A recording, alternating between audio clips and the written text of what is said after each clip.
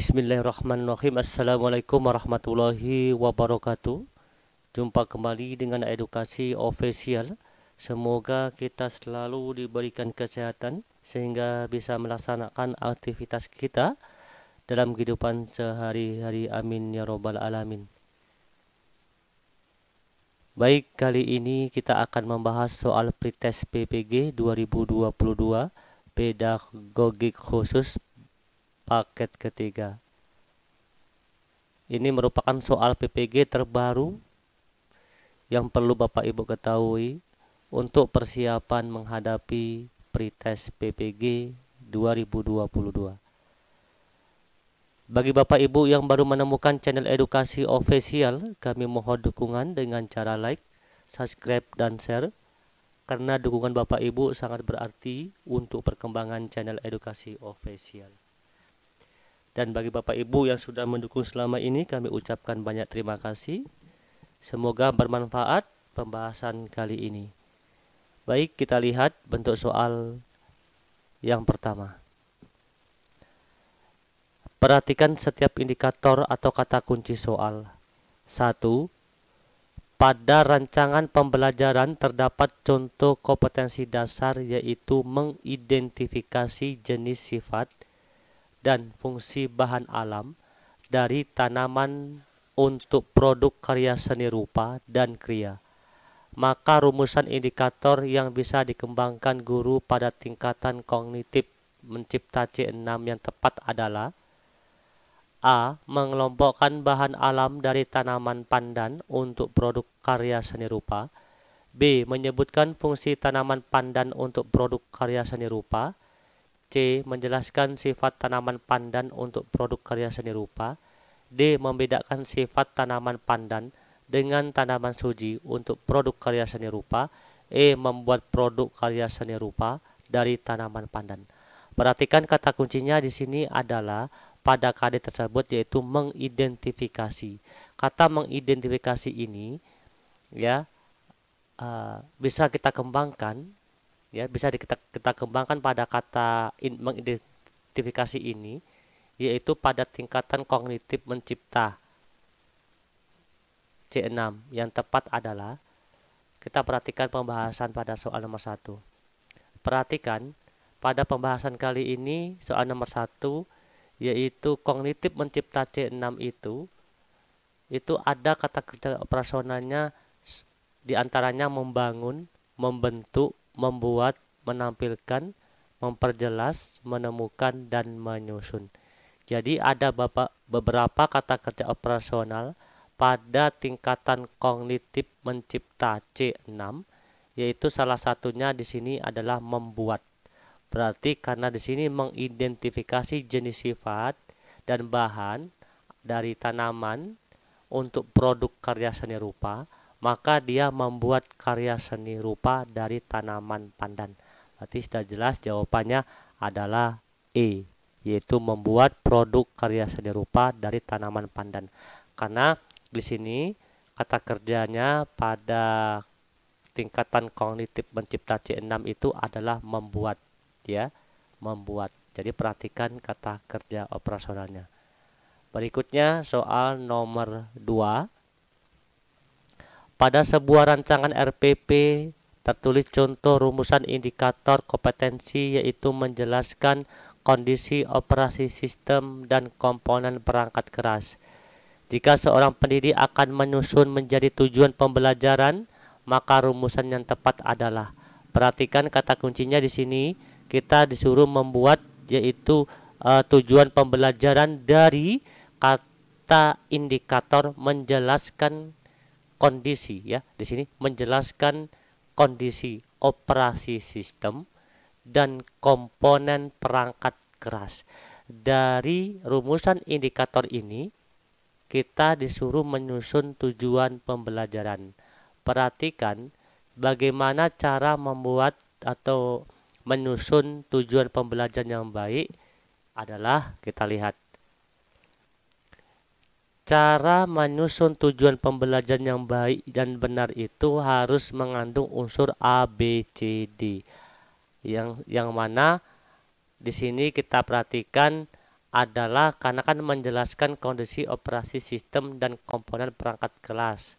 Berarti setelah melaksanakan proses pembelajaran dan menggali informasi melalui diskusi, ini berarti adalah C conditionnya, ya.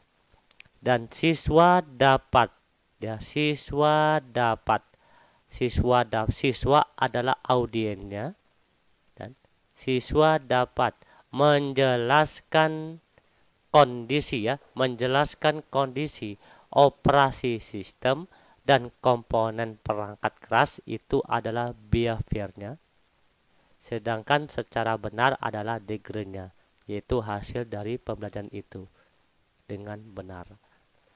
Maka dari kata kuncinya, yaitu menyusun tujuan pembelajaran dari kata indikator menjelaskan kondisi operasi sistem dan komponen perangkat keras adalah, jawabannya benar adalah E, yaitu setelah melaksanakan proses pembelajaran dan menggali informasi melalui diskusi, ya, materi kondisi, siswa dapat menjelaskan. Nah, di sini kita buat siswa dapat menjelaskan operasi sistem dan komponen perangkat keras secara benar tanpa melihat catatan. Oke. Berikutnya nomor 3. Perencanaan pembelajaran yang menekankan pada proses keterlibatan peserta didik secara penuh untuk dapat menemukan materi yang dipelajari dan dihubungkan dengan situasi kondisi kehidupan sehari-hari, sehingga mendorong peserta didik dapat menerapkan dalam kehidupan mereka pilihan strategi pembelajaran yang tepat, yaitu A. Kooperatif, B. Inquiry, C. Problem solving, D. Discovery, E. Kontekstual. Kita perhatikan kata kuncinya adalah di sini menekankan proses keterlibatan peserta didik secara penuh, ya, untuk dapat menemukan materi yang dipelajari dan dihubungkan dengan situasi kehidupan sehari-hari. Maka pilihlah strategi pembelajaran yang tepat, yaitu kita perhatikan dari pengertian masing-masing terlebih dahulu. Oke, perhatikan yang pertama yaitu kooperatif. Di sini ada kata kooperatif. Kooperatif itu suatu strategi pembelajaran yang terstruktur secara sistematis di mana siswa bekerja sama dalam kelompok kecil. Problem solving merupakan kerangka konseptual tentang proses pembelajaran yang menggunakan masalah-masalah real dalam kehidupan sehari-hari. Inquiry, proses untuk memperoleh dan mendapatkan informasi dengan melakukan observasi atau eksperimen. Discovery learning, model pembelajaran yang melibatkan siswa secara aktif untuk mencari dan menyelidiki suatu permasalahan, sehingga siswa dapat menyimpulkan konsep tersebut.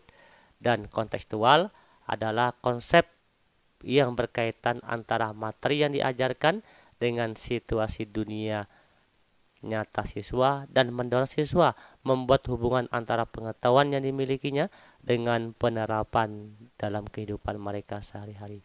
Tadi di sini adalah menghubungkan dengan situasi kehidupan sehari-hari. Berarti jawaban yang tepat untuk nomor 3 adalah E, yaitu strategi pembelajaran kontekstual. Berikutnya nomor 4.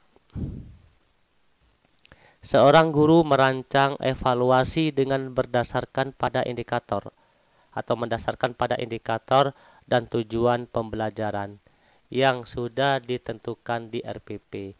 Evaluasi tersebut dimaksud untuk menentukan hasil dan kemajuan belajar siswa. Maka jenis evaluasi yang tepat dipilih oleh guru adalah A. Evaluasi formatif, B. Evaluasi sumatif, C. Evaluasi selektif, D. Evaluasi diagnostik, E. Evaluasi penempatan. Perhatikan kata kuncinya di sini adalah berdasarkan pada indikator dan tujuan pembelajaran yang sudah ditetapkan di RPP. Evaluasi tersebut dimaksud dengan menentukan hasil dan kemajuan belajar siswa. Maka Jenis evaluasi yang tepat adalah evaluasi sumatif itu sendiri adalah evaluasi yang dilakukan untuk menentukan hasil dan kemajuan belajar siswa. Berarti jawabannya adalah B, evaluasi sumatif. Nomor 5. Seorang guru mencari materi dan media dari internet saat menyusun rencana pembelajaran. Materi dan media tersebut akan disampaikan pada proses pembelajaran dengan maksud agar siswa tidak mengalami kesulitan memahami pelajaran. Langkah apa yang harus dilakukan oleh seorang guru saat memilih materi pelajaran? Perhatikan kata kuncinya adalah bagaimana cara mencari atau memilih materi dan media dari internet untuk proses pembelajaran tersebut. A. Mengidentifikasi aspek yang terdapat dalam kompetensi inti, KD, dan indikator. B. Menganalisis potensi peserta didik, relevansi dengan karakteristik daerah dan struktur keilmuan. C. Menyesuaikan dengan tingkat perkembangan fisik, intelektual, emosional, sosial, spiritual peserta didik. D. Melibatkan kebermanfaatan bagi peserta didik, aktualitas, kedalaman, dan keluasaan materi pembelajaran. E. Relevansi dengan kebutuhan peserta didik dan tuntutan lingkungan, alat dan sumber bahan, dan alokasi waktu. Ya, kata kuncinya tadi adalah bagaimana seorang guru mencari materi dan media dari internet agar siswa tidak mengalami kesulitan dalam pembelajaran tersebut. Maka langkah yang harus dilakukan oleh seorang guru itu sendiri adalah, perhatikan, ada langkah-langkah dalam memilih materi pelajaran, yaitu mengidentifikasi aspek yang terdapat dalam kompetensi inti, KD, dan indikator. Ya, yang kedua, mengidentifikasi jenis materi pelajaran. Yang ketiga, memilih materi pelajaran yang sesuai dengan atau relevan dengan KD dan indikator pencapaian. Kalau yang B tadi ini relevan dengan karakter daerah. Yang empat, memilih sumber materi pelajaran. Maka ada jelas jawabannya adalah A, yaitu mengidentifikasi aspek-aspek yang terdapat dalam kompetensi inti, kompetensi dasar, dan indikator. Nomor 6. Dengan mencermati silabus, seorang guru akan merancang pelaksanaan pembelajaran RPP sebagaimana yang tertuang dalam Permendikbud RI nomor 22 tahun 2016. Rencana pelaksanaan pembelajaran atau RPP mencakup sekurang-kurangnya, Jadi kata kuncinya adalah cakupan dari RPP itu sendiri apa? Ya, perhatikan di sini cakupan dari RPP sekurang-kurangnya berdasarkan Permendikbud RI nomor 22 tahun 2016 itu adalah, langsung saja kita lihat pembahasannya ya. Nah, di sini cakupan RPP itu adalah adanya identitas sekolah. Setelah itu identitas mata pelajaran, tujuan pembelajaran, materi ajar, media, sumber belajar, langkah pembelajaran, dan penilaian hasil belajar. Berarti jawabannya adalah E. Lanjut, soal nomor 7. Seorang guru senior mengajarkan siswanya dengan metode diskusi dan menggunakan media gambar yang sudah berlangsung dari tahun ke tahun. Pada awal semester baru 2021, siswa di kelas tersebut diketahui 70% memiliki yaitu preferensi belajar kinestetik, sehingga mereka tidak fokus pada saat pembelajaran dan diskusi berlangsung. Siswa lebih senang jika mengerjakan tugas diberikan oleh guru. Dari kasus tersebut, strategi pembelajaran yang paling tepat dipilih guru adalah A. Kooperatif, B. Project based learning, C. Kontekstual, D. Inquiry, E. Discovery learning. Oke, perhatikan kata kuncinya di sini adalah guru senior menggunakan metode diskusi ya serta menggunakan media gambar yang sudah berlangsung dari tahun ke tahun. Namun pada tahun 2021 kemarin, siswa tersebut yaitu diketahui 70% memiliki preferensi belajar kinestetik sehingga mereka tidak fokus saat pembelajaran dan diskusi berlangsung. Maka dari kasus tersebut, strategi pembelajaran yang paling tepat dipilih oleh guru adalah yaitu Project Based Learning atau PJBL, karena merupakan strategi pembelajaran yang dikembangkan berdasarkan penerapan proyek dengan melibatkan siswa menyelidiki masalah dunia nyata. Oke, berarti jawabannya adalah B. Lanjut nomor 8. Di sekolah, seorang guru menuliskan beberapa aturan seperti dilarang menginjak rumput dan mencoret-coret meja. Hal ini merupakan pembiasaan kepada peserta didik agar berkembang kecerdasan. A. Naturalis, B. Kinestetis, C. Visual spasial, D. Verbal linguistik, D. Logis matematis. Perhatikan kata kuncinya adalah di sini seorang guru menulis beberapa aturan seperti dilarang menginjak rumput, mencoret-coret meja. Hal ini merupakan pembiasaan kepada peserta didik agar berkembang kecerdasan, yaitu perhatikan. Pembelajaran di kelas yang mengembangkan kecerdasan naturalis adalah 1. Jalan-jalan di alam terbuka. 2. Melihat keluar jendela untuk mengurangi kebosanan peserta didik di kelas. Metode ini dapat dilakukan oleh guru dengan observasi di luar kelas. 3. Ekostudi strategi. Ini mengintegrasikan kepedulian peserta didik pada kelangsungan bumi untuk semua mata pelajaran.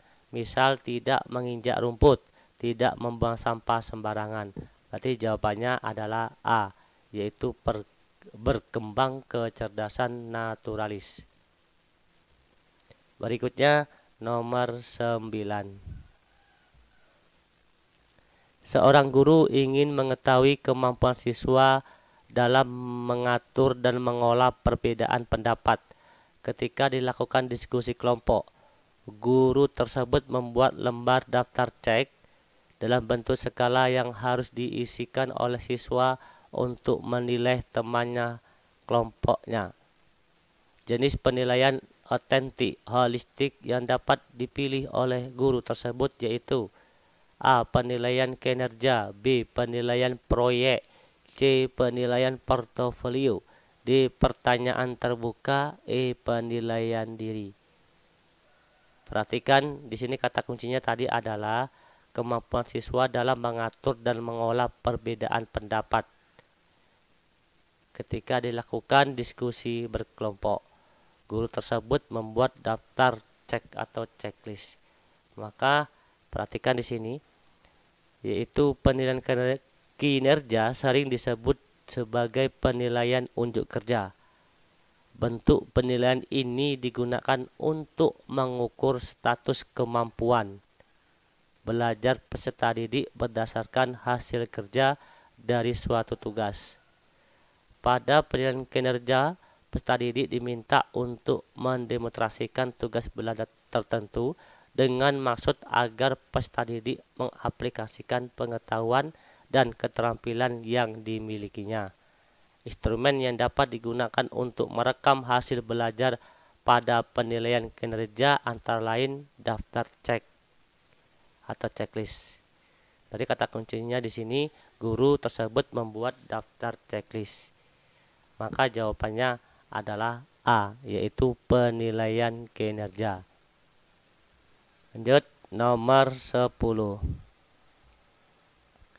Jika guru memberikan penugasan kepada siswa yang bertujuan untuk mengukur kemampuan dalam menghasilkan karya tertentu dan dilakukan secara berkelompok, maka jenis penilaian otentik yang tepat adalah A. Penilaian kinerja, B. Penilaian portofolio, C. Penilaian proyek, D. Penilaian jurnal, E. Penilaian diri. Perhatikan kata kuncinya di sini adalah mengukur kemampuan dalam menghasilkan karya tertentu dan dilakukan secara berkelompok. Maka jenis penilaian otentik yang tepat adalah, perhatikan di sini. Pada penilaian proyek ya adalah bentuk penilaian yang diwujudkan dalam bentuk pemberian tugas kepada peserta didik secara berkelompok. Penilaian ini difokuskan pada penilaian terhadap tugas belajar yang harus diselesaikan oleh peserta didik dalam periode atau waktu tertentu. Penilaian proyek dapat juga dikatakan sebagai penilaian berbentuk penugasan yang bertujuan untuk mengukur kemampuan peserta didik. Maka jawabannya adalah C, penilaian proyek. Oke, pembahasan pada paket ketiga ini semoga bermanfaat. Akan kita lanjutkan paket keempat. Kami akhiri, wassalamualaikum warahmatullahi wabarakatuh. Salam edukasi.